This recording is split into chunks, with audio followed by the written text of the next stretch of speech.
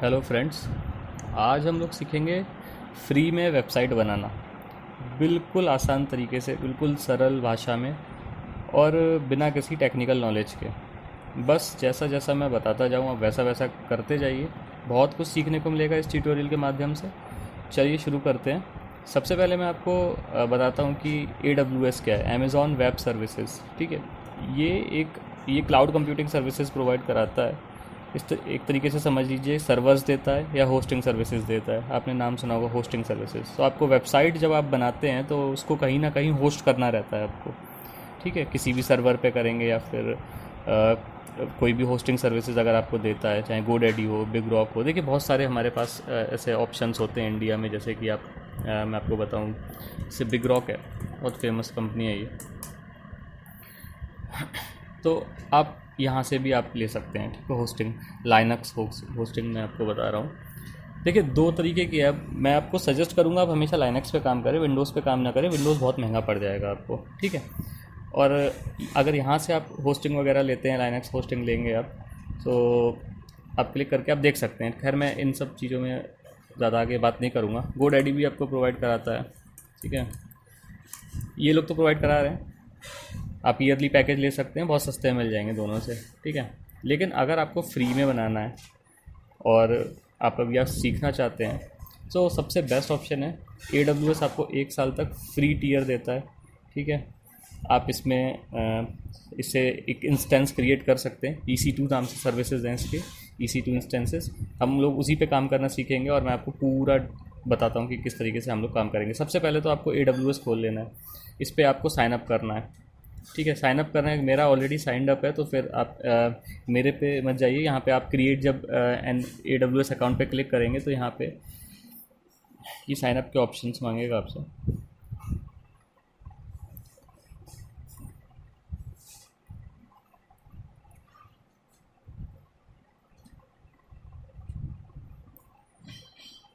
ठीक है, तो यहाँ से आप ये जो जो पूछता जाए वो आप डालते जाइए इसमें और क्रिएट कर लीजिए अकाउंट। और उसके बाद ये आपसे डेबिट कार्ड या फिर क्रेडिट कार्ड का डिटेल्स मांगेगा। आप कोई भी मास्टर कार्ड या वीज़ा कार्ड यूज़ करते हैं उसमें से वो ₹2 का ट्रांजैक्शन करेगा फॉर सिक्योरिटी रीजंस। अदरवाइज़ ऐसा कुछ नहीं है कि कोई पैसा नहीं काटेगा आपका 12 मंथ तक। ठीक है, आप वहाँ से वो ₹2 का पेमेंट करवा दीजिए और फिर आगे बढ़ जाइए। ठीक है, तो मैं आपको सीधे ले चलता हूँ। फिर आप माई अकाउंट से जाके जब सीधे आप इस पे आएंगे, क्लिक करेंगे माई अकाउंट पे, तो मेरा नेट थोड़ा स्लो चल रहा है आज। ठीक है, सो यहाँ पे आप launch virtual machine with EC2, यहाँ पे आप क्लिक करेंगे।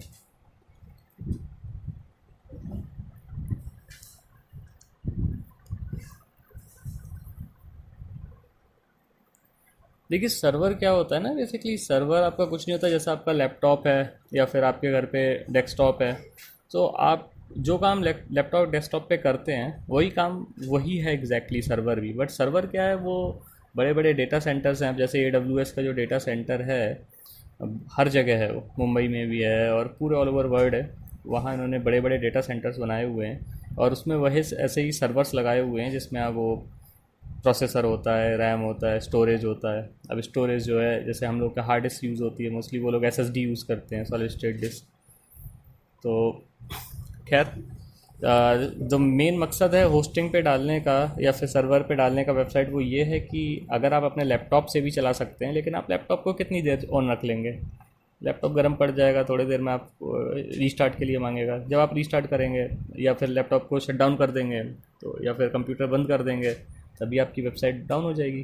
तो सर्वर जो होते हैं वो डेटा सेंटर पे रखे होते हैं और 24 घंटे चलते हैं, वो 1 सेकंड के लिए भी बंद नहीं होते हैं।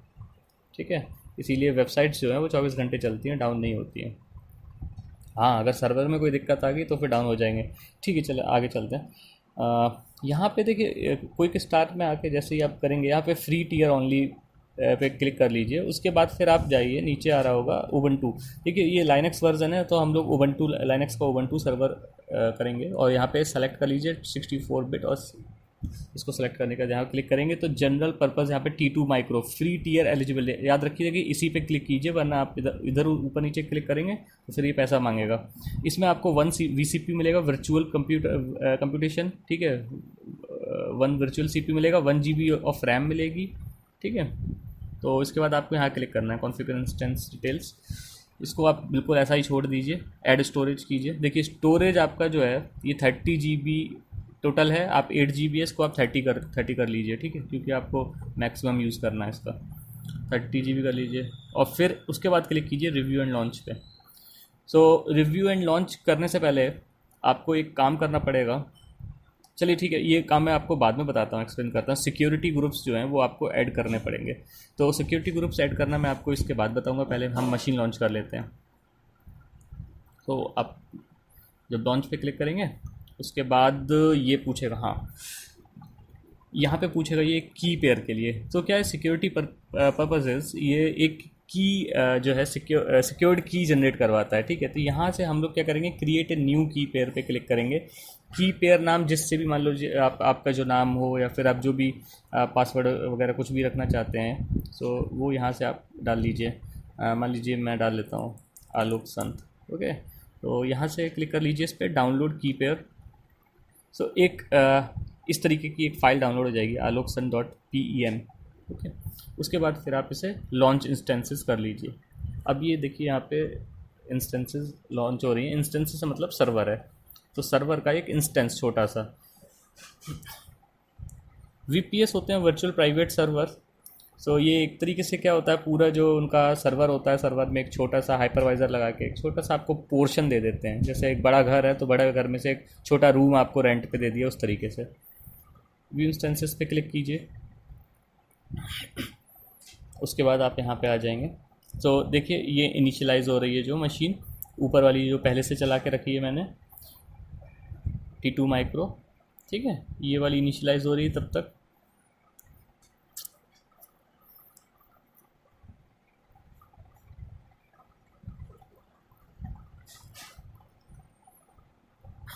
तो यहाँ पे देखिए हम लोग को एक IP असाइन हो गई है, IP4।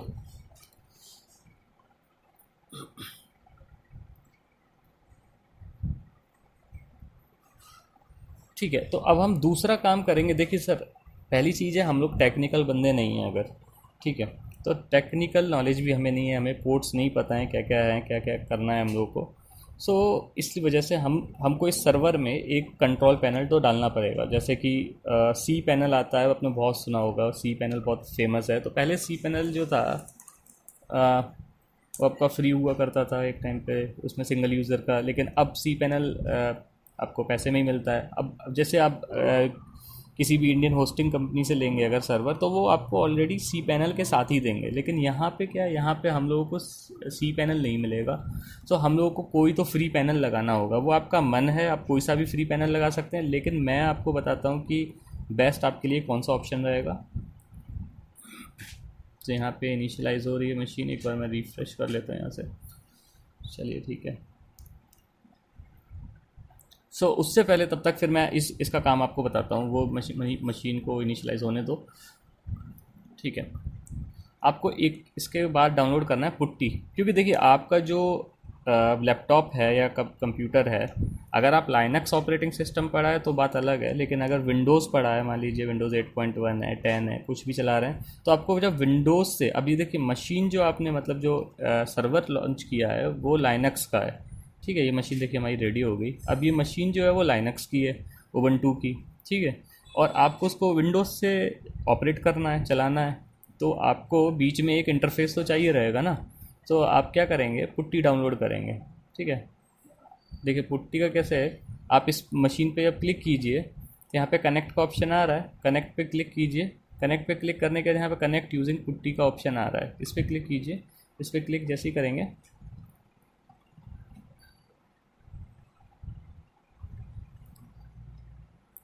तो यहाँ पे ये खुल जाएगा। इसमें तो पूरा ट्यूटोरियल दिया हुआ है, ठीक है। आप डायरेक्ट पुट्टी पे क्लिक कीजिए, पुट्टी क्लाइंट, पुट्टी सीधे पुट्टी पे आएगा, ये आ गया इस पर ना।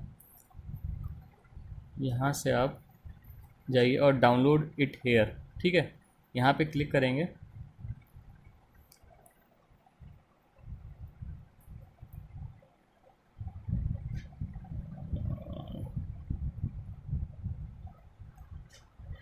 इससे पहले भी एक यहाँ पे ऑप्शन दिया हुआ था ना, ये डाउनलोड पुट्टी, सॉरी सॉरी, वहाँ पे नहीं करना है आपको, यहाँ पे आप क्लिक कीजिए, you can download PuTTY here, ठीक है। आप अगर आपका 32 बिट का लैपटॉप है या 64 बिट का लैपटॉप है, तो मोस्टली अब जितने भी नए लैपटॉप आते हैं वो 64 बिट के ही होते हैं, तो आप यही डाउनलोड कीजिए। आप चला के देख लीजिए अगर आपका 32 बिट है, या फिर आप अगर जानना चाहते हैं कितने बिट का आपका ऑपरेटिंग सिस्टम है, तो फिर दिस पीसी में जाइए, सिस्टम प्रॉपर्टीज़ में यहाँ पे जाइए, और यहाँ पे आपको बता देगा, जैसे ये लिखा है 64 बिट ऑपरेटिंग सिस्टम, ठीक है। तो आप उसी हिसाब से आप डाउनलोड कर लीजिए, फिर 64 बिट का आप क्लिक करेंगे तो ये डाउनलोड हो जाएगा। यहाँ से आप इसको क्लिक करके फिर इंस्टॉल कर लीजिए, ठीक है। जब पुट्टी इंस्टॉल करेंगे, तो पुट्टी इंस्टॉल करने के बाद आप पुट्टी, आप ये सर्च कीजिए, पुट्टी जन, पुट्टी जन, ठीक है, ये आपके कंप्यूटर में आ चुका होगा। पुट्टी जन करने के बाद देखिए, जो फाइल आपने डाउनलोड की थी ये वाली, ये aloksanth.pem जो मैंने डाउनलोड की, मैंने नाम लिखा था इस पर, उस फाइल को आपको यहाँ से लोड करना है। लोड पे क्लिक करेंगे, डाउनलोड्स में गए मैं, डाउनलोड्स में आके आप इसे ऑल फाइल पे कर लीजिए पहले, और aloksanth.pem इसको ओके कर दीजिए, ठीक है। और उसके बाद फिर सेव प्राइवेट की पे क्लिक कीजिए, इसको यस कर दीजिए, और डेस्कटॉप पे जाके या फिर कहीं भी जाके आप इसको फाइल नेम दे दीजिए, वही aloksanth SSH, ओके, मैंने सेव कर दिया इसको। उसके बाद बंद कर देंगे सेव करने के बाद। सो यहाँ पे एक देखिए ये फाइल आ गई है पुट्टी की, इसका हम कैसे यूज़ करेंगे अभी मैं दिखाता हूँ आपको। उसके बाद हम लोग पुट्टी खोल लेते हैं, PUTTY पुट्टी, जैसे क्लिक करेंगे पुट्टी, तो होस्ट नेम पहले यहाँ पे पूछेगा, यहाँ पे होस्ट नेम, तो आप वापस उसमें आ जाइए, देखिए कहाँ से आए थे ये, इस पर क्लिक किया था और फिर कनेक्ट पे, ठीक है। कनेक्ट पे जाने के बाद फिर आप होस्ट नेम क्या होगा, ये यहाँ से आप कॉपी कर लीजिए इसको, सॉरी, यहाँ से आप ही कॉपी कर लीजिए इतना, ठीक है।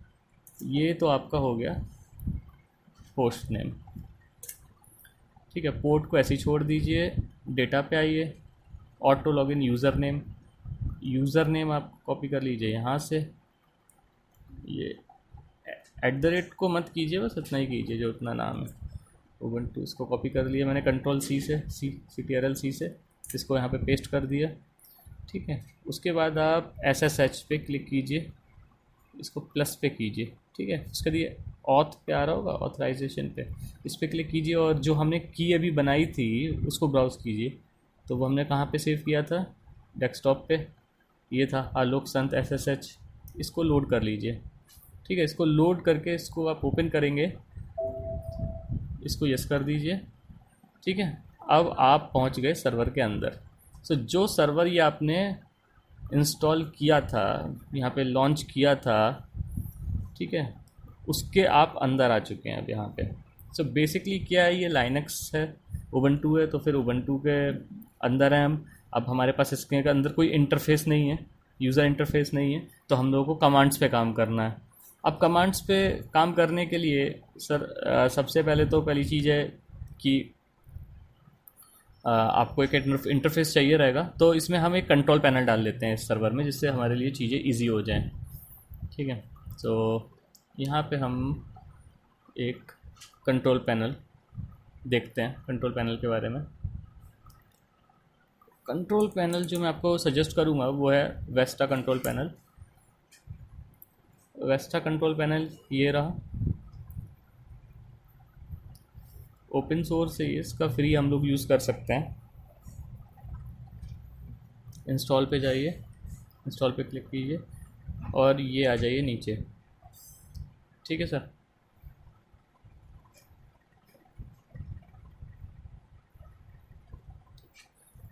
सो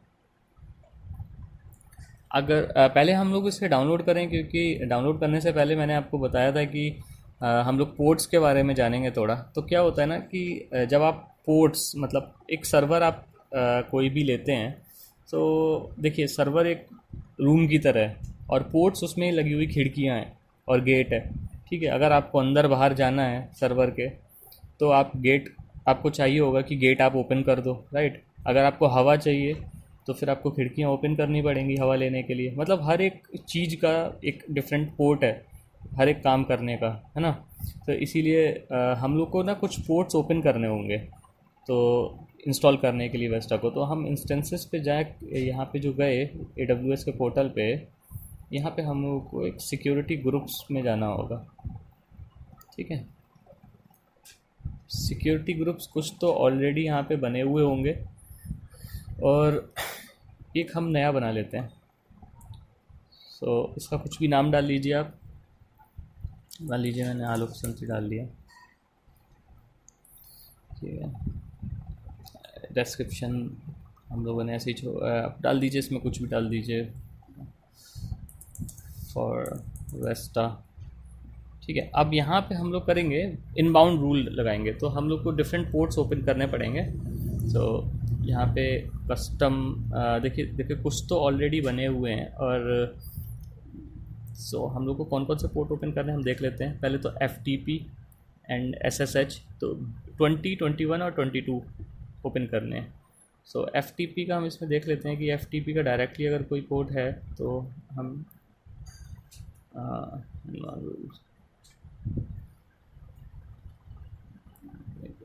FTP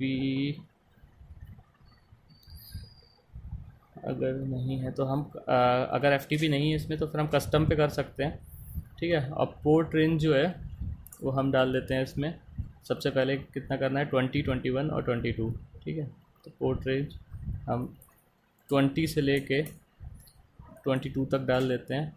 ठीक है, सोर्स कस्टम कर इसको कर दीजिए एनीवेयर। ठीक है, डिस्क्रिप्शन में आप ऑप्शनल है, डालिए चाहे ना डालिए। अगला ऐड रूल लगा दीजिए इसमें। अगला आपने लगा लिया SMTP 25। यहाँ पे सर्च कर लीजिए SMTP, ये रहा, ये ऑलरेडी 25 ले लेगा। ठीक है, अगला ऐड कर लीजिए। अगला चाहिए इसको DNS 53 UDP। DNS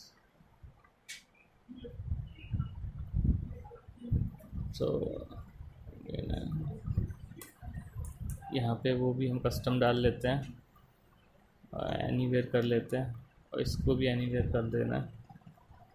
ठीक है, 53।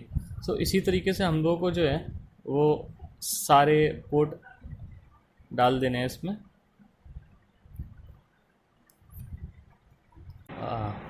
अब मैंने सारे पोर्ट यहाँ पे ओपन कर लिए जैसा कि मैंने इस फाइल में आपको दिखाए हुए हैं। ठीक है, ये जो वेस्टा CP का है, वेस्टा कंट्रोल पैनल का 8083 पोर्ट है, याद रखिएगा।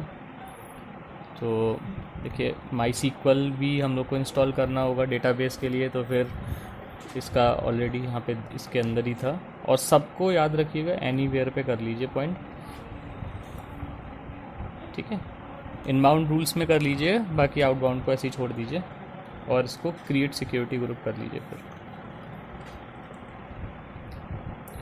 अब ये सिक्योरिटी ग्रुप इसमें लग गया है और इसमें ये सारे पोर्ट जो हमें दिखा रहा है ये ओपन हो गए हैं। ठीक है, हमें वापस से इंस्टेंसेस में जाना है, जो इंस्टेंसेस हमने लॉन्च किए, और हमारा जो हमने जो इंस्टेंस लॉन्च किया था ये वाला। ओके, इसमें हम लोगों को क्या करना है, एक्शन में जाइए,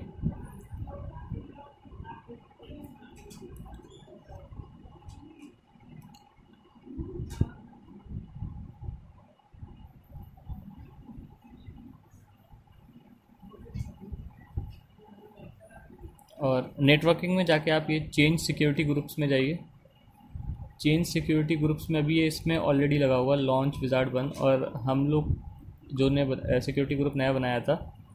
ठीक है, उसको हम लोग सेलेक्ट कर लेते हैं, उसको अनटिक कर दीजिए, असाइन सिक्योरिटी ग्रुप कर देंगे। सो ये अपडेट हो जाएगा यहाँ पे। ठीक है, अब चलिए हम उस पे आ जाते हैं वापस से, जो हमने पुट्टी यहाँ पे सर्वर के अंदर आ गए थे। अब हम इसमें वेस्टा इंस्टॉल करेंगे। सो वेस्टा कंट्रोल पैनल आप यहाँ पे देख ही रहे हैं, यहाँ पे इंस्टॉलेशन मैंने इसको साइट खोल के रखी थी। सो ये पहला वाला स्टेप की जगह आपको क्या करना है, आप लिखेंगे sudo sudo और एंटर करेंगे तो ये रूट पे आ जाएगा। ठीक है, उसके बाद फिर आप उसको कॉपी कर लीजिए और इस पर जब डबल क्लिक वाला करेंगे तो और अपने आप ही पेस्ट हो जाएगा ये। फिर इसको एंटर कर लीजिए। ठीक है, ऐसा हो जाएगा। उसके बाद फिर आप इसको कॉपी कर लीजिए, जाके डबल क्लिक करेंगे, यहाँ पेस्ट हो जाएगा। स्पेस देके 2 बार डैश, उसके बाद फोर्स लिखना है यहाँ पे। ठीक है, और एंटर कर दीजिए इसको। फिर ये यस पूछेगा, यस या नो, वाई या एन, वाई लिख के आप एंटर कर दीजिए। फिर एंटर एडमिन ईमेल एड्रेस, तो इसमें अपना ईमेल एड्रेस डाल दीजिए।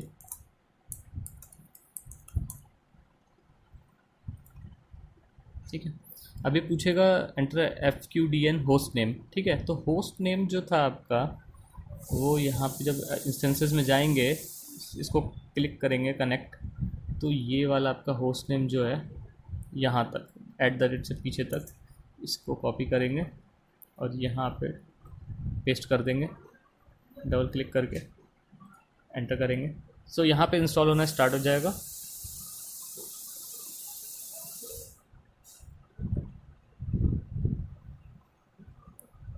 चलिए इसे फास्ट फॉरवर्ड कर देते हैं तब तक।